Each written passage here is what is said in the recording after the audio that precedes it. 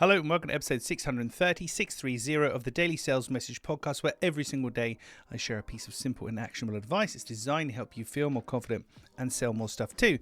Now in today's episode, this is a great question to ask your buyer to get to the heart of the matter. Super duper question because it focuses on what really matters. And it's this: what's the biggest challenge for you right now? What's the biggest challenge for you right now? When you ask that, a buyer is going to tell you essentially their priority, where they're placing their focus. It might not actually be the most appropriate thing for them to be doing. They could be completely off the money and not really sure of what they're doing, but they would have a sense of what's my biggest challenge right now.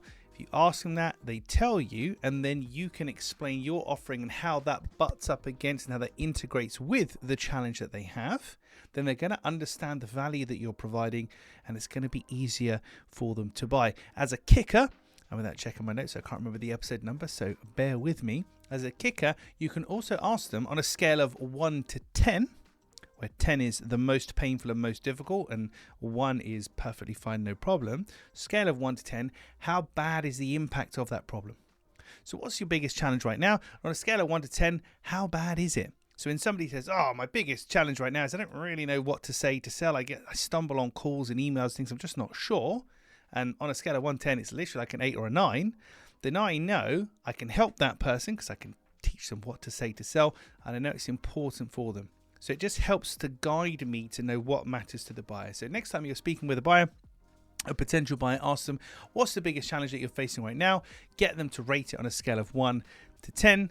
And then use that to explain your offering within that context and just see how differently that person will engage with you.